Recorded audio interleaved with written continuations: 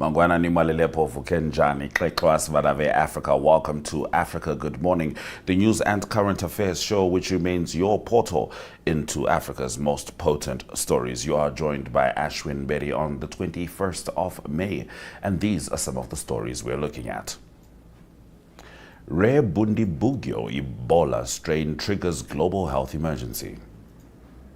Rwanda says Mozambique secured funding for Cabo Delgado deployment.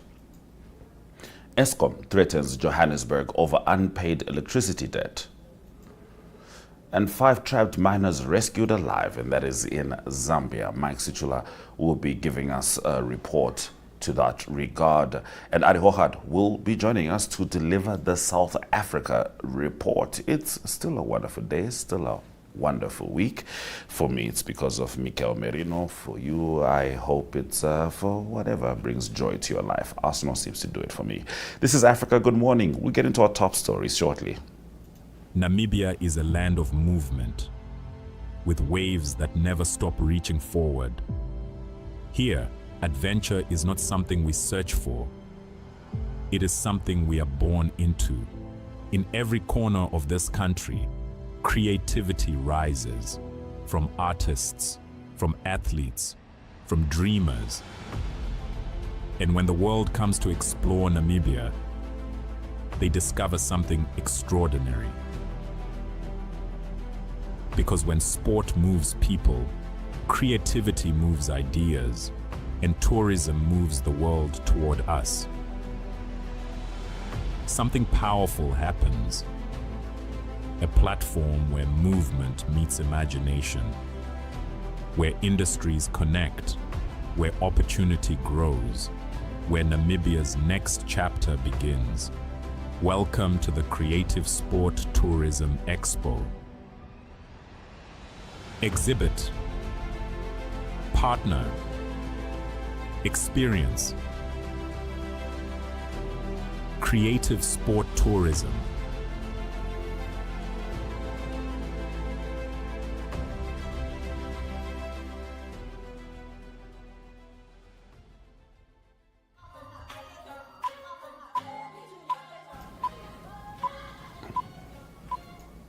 In a story that we have been covering throughout the week, particularly because of its importance, we're going to continue updating you with regards to the Ebola outbreak. The World Health Organization declared a public health emergency over the Ebola outbreak in the Democratic Republic of Congo caused by the Bundibugyo, a rare Ebola strain with no approved vaccine, no licensed treatment, and limited global experience fighting it. The outbreak was classified on May 16 as a public health emergency of international concern, the same level reserved for the world's most serious health crises. Now, health officials recorded 246 suspected cases and 80 suspected deaths in DRC's Ituri province initially. By May 19, the death toll had climbed beyond 120, with nearly 400 potential infections. Uganda confirmed 2 cases in Kampala involving travelers from DRC, with 1 death recorded. The affected Mongwalu and Rwampara health zones are remote and insecure areas where armed groups operate freely, and officials believe the true numbers are likely much higher. Bundibugyo is one of 4 Ebola species known to infect humans, and this is the only 3rd documented outbreak since it was first identified in Uganda between 2007 and 2008. Now, Rwanda's Foreign Minister Olivier Jean-Patrick Nduhungirehe said Mozambique had secured funding for Rwanda's army to continue its deployment in insurgency-hit Cabo Delgado province. Rwanda deployed troops to northern Mozambique in 2021 at Mozambique's request to help stabilize areas previously overrun by an Islamic State-linked insurgency. The mission had partly received support from the European Union, although Nduhungirehe said the EU had become reluctant to continue funding the operation. Writing on X, he stated that Rwanda decided this year to deal exclusively with the government of Mozambique, which had secured and would continue securing the necessary funding for the Rwandan security forces in Cabo Delgado.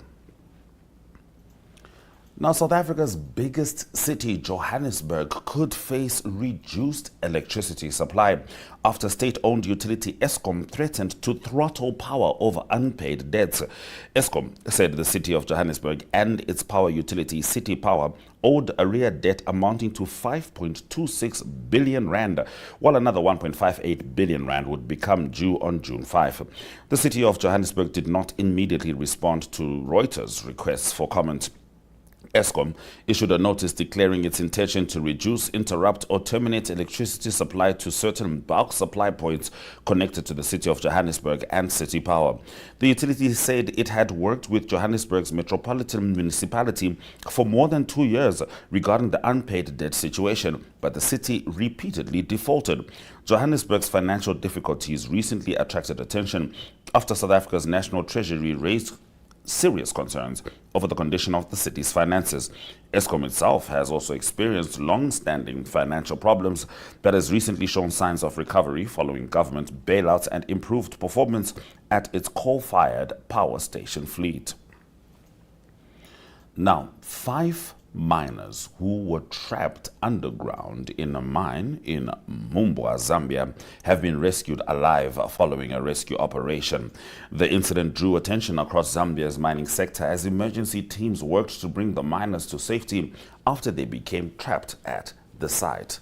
Here is Africa Good Morning correspondent Mike Situla with the report. Thank you very much for having me. Africa Good Morning to our dear viewers. Yes, indeed, this is some exciting news that has come in from Mumbwa district, which is about 45-30 minutes drive from the capital city, Lusaka. So after 17 days of being trapped underground, 5 small-scale miners have been rescued by a rescue team. The miners got trapped on the 3rd of May this year at a disused gold mine called Matala Gold Mine in Mumbwa district. So for the past 14 days, 2 weeks and 3 days, rescue team has been on the ground trying to ensure that the trapped miners can be rescued.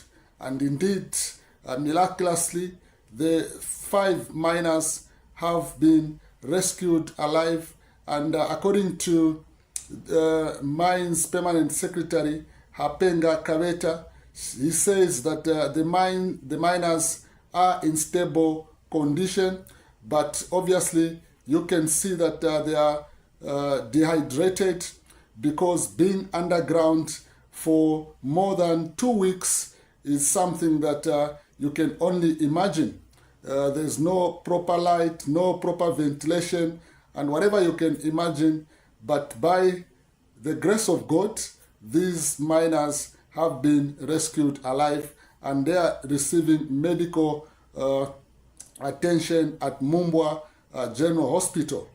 Then the Permanent Secretary also added that according to their preliminary investigations, based on what the 5 miners have told them, it looks there could be about 3 other small-scale miners who could still be trapped underground. So with the 5 that have been rescued, they are going to provide valuable information for the rescue team to carry out more further operations to probably rescue the reported 3 other miners who may still be underground. So issues of small-scale miners being trapped in Zambia is not something that is new. It has been happening for many years, especially with the discovery of precious minerals such as gold. Then for this latest case where 5 have been rescued alive, it is one of the first rarest incidences that have happened in Zambia, where miners who have been buried alive have been rescued alive, because usually these mines or dump sites are usually not well protected, and there's when you are trapped, it is highly unlikely that you can be rescued alive. But thank God these miners are alive and will soon reunite with their families who have been spending hours, weeks, days waiting for their beloved to be rescued. And today, this is the good news that they have. Thank you very much, Africa. Good morning to our dear viewers. Thank you very much, Mike, for giving us that update. You are still with Africa Good Morning. Shortly, our other correspondent, Arrie Hougaard, will be joining us from South Africa to deliver the current affairs from there. But prior to that, let's have a look at the weather.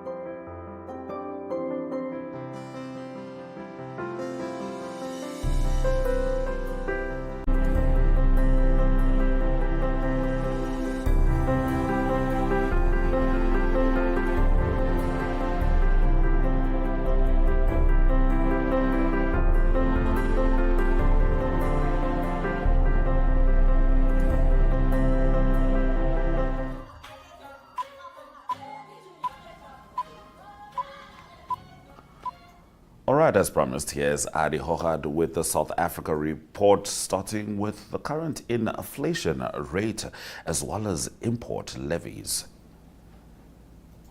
In current news, in South Africa, inflation rate, that is in the news because it surged to 4% in April. So that was widely expected, and that's because of the massive fuel price increases that was the last few months in South Africa. So inflation jumped to more than 1% in March to 4% in April. So the core inflation, and that excludes fuel, food and energy, that is up from 3.2% to 3.6%, that is in April. So general food inflation is up from 1.8% to 3.4%, and that's according to Statistics South Africa. The challenge is that the fuel rose, or the index for fuel rose by 18.2% from March. So it's the steepest monthly increase since the measurement started in 2008. So the focus now on the Reserve Bank, and what will they do? It's related to the interest rate, and that's expected to be a hike or to go up by about 25 basis points, and that will be decided on Thursday.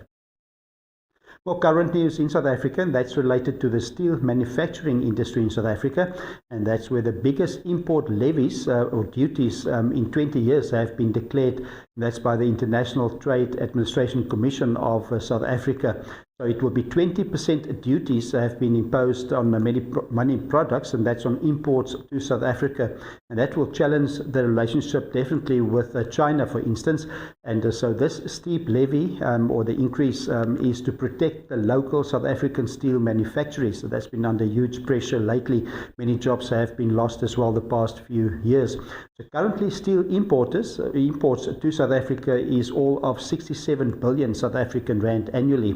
So it's not only related to imports of raw steel, it's related to steel products like we use daily. It's like spades and shovels and cutting blades, rods and knives, and all of these were previously tariff-free.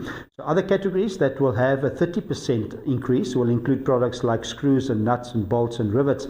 And some products not produced in South Africa, they will still be duty-free, and that includes rails and wire rods, pipes and heavy structural steel. So that is all happening in the steel industry. But car manufacturers, however, they're concerned about the duties on steel products, and that's needed for car manufacturing in South Africa. And the pressure already high on the local manufacturing of cars, and that's because of the influx of low-cost vehicles imports from China and India. Lastly, also in current news, it is Johannesburg residents that could face a cold winter. That's because Eskom issued a notice to Metro of City of Johannesburg. That's about the intention to reduce or interrupt or terminate even electricity supply because of outstanding debts of 5.3 billion South African rand. And this debt is part of 111 billion rand debt owed by municipalities, and that is from or to Eskom. So that's a problem across all the countries or all the municipalities in South Africa.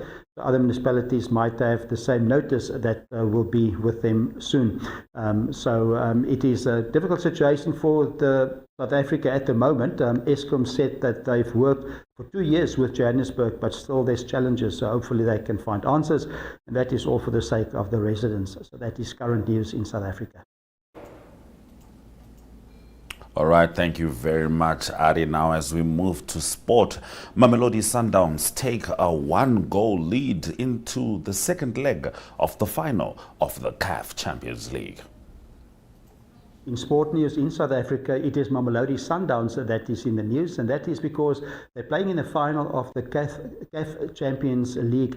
So the CAF is Confederation of African Football, so it's a great achievement for Mamelodi Sundowns to be in that final. It's being played over 2 legs, and they're playing against AS FAR. And it is AS FAR is from Morocco, so it is the Royal Armed Forces Sport Association, and they play out of Rabat, and that is in Morocco. And that's also where the second leg will be.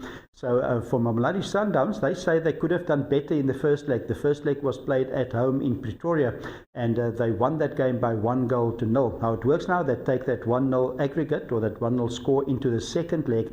The 2 games, the scores are added together, and that is the aggregate that will determine what the winner will be. Of course, also away goals are important, but it is also Mamelodi Sundowns that's the most successful club, or not Mamelodi Sundowns, AS FAR is the most successful club in Morocco. They've won 31 titles, so they're a tough opponent. It will be tough for Mamelodi Sundowns to travel all the way to Morocco.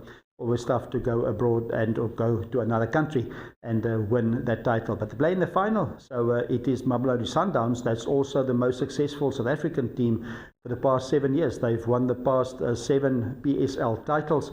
That is the Premier League titles in South Africa, and they also that final or this final will be played this coming Sunday. So make a note of that. It is Mamelodi Sundowns playing that final in Morocco, and that will be 9 p.m. on Sunday evening. That is in Namibian time. Also, Sundowns currently lead the PSL league in South Africa. They've played 30 games and they've got 68 points.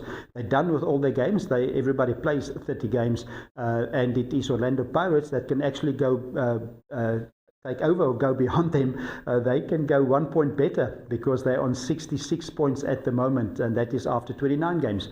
And Kaizer Chiefs at the moment, after 29 games, they've got 54 points. So Sundowns, they have 15 titles already in their history, and they have 8 consecutive titles. But Pirates can win the title. They play against Orbit College, and this weekend it is 4 p.m. that game will be played. And Orbit College is in the northwestern province of South Africa, and they will play that game at Olympia Park. That's in Rustenburg. And so a big game for Orlando Pirates, then win that game and you're the champions for South Africa. And that will be significant for Orlando Pirates. That will be their first win in 14 years if they manage to do that. And the last win was way back in 2011-2012 season. And in their history, they've won 9 titles. So Orlando Pirates, hopefully for them, can make it the 10th title in their history. So that important game is being played on Saturday. All right, Arrie, thank you for that. Now, South Africa won another gold medal at personally what is one of my favorite shows in the world, and this is the Chelsea Flower Show in London. Tell us about it. In entertainment news, it was Team South Africa that won 2 awards this year at the Chelsea Flower Show in London. So the overall gold medal and then also the best garden on show. So great achievement. And the theme was Life After Fire. It's about the resilience of the Cape fynbos. So that need fire for at least every 15 years. The Chelsea Flower Show, it was 20,000 protea cut flowers stems that was used and thousands of burnt protea branches. And so that created by the designer Leon Kruger and the artist Tristan Woutberg. So well done to them. South Africa won the 3 consecutive years. They won gold at the Chelsea Flower Show, and it's described as the Olympics of gardening. Lots of support for the team there. That is financial support as well to make it possible, like the Rupert Nature Foundation, also the Grootbos Foundation, and the Southern Sun and Cape Flora, but also Hazendal Wine. Hazendal Wine that complements the beauty of the Cape and also the fynbos and the flowers. And you kind of need good wine as well to go to the flowers. And Hazendal, one of the oldest estates in South Africa, it goes back to 1699. And they've got good food, good wine, and there's gardens, there's accommodation, and they've got good wine like Cabernet Sauvignon and Shiraz and Chenin Blanc, brilliant wine there as well. And so there's good wine tasting in an old cellar from 1870. Just 40 minutes from Cape Town, so it's a great place to visit. So that is all entertainment news in South Africa, and well done to the winners of the Chelsea Flower Exhibition, the Gold Prize, the Gold Award that was won there. And so that is entertainment news in South Africa. Truly beautiful to behold. I mean, no one makes gardens like Africans, and South Africans in particular. And as you know, South Africa grows my very favorite plant in the world, rooibos. That has been Africa Good Morning. Tomorrow we have a special edition of the show. I sit down with a Tanzanian minister of state in the Prime Minister's office, and we talk about the very controversial 2025 election which happened in Tanzania. That is going to be an in-depth conversation, but for the most part it is the Tanzanian government explaining its position with regards to that election, the election violence, which is confirmed to have killed about 800 people, and what that nation is doing for reconciliation. But for now, DSTV285, GOTV285, oneup2.com, Network Media Hub, and NTVAFRIKA.MY.NA are the spaces that you can find us. My name is Ashwin Berry. It's been a wonderful week. Swera Zvakanaka.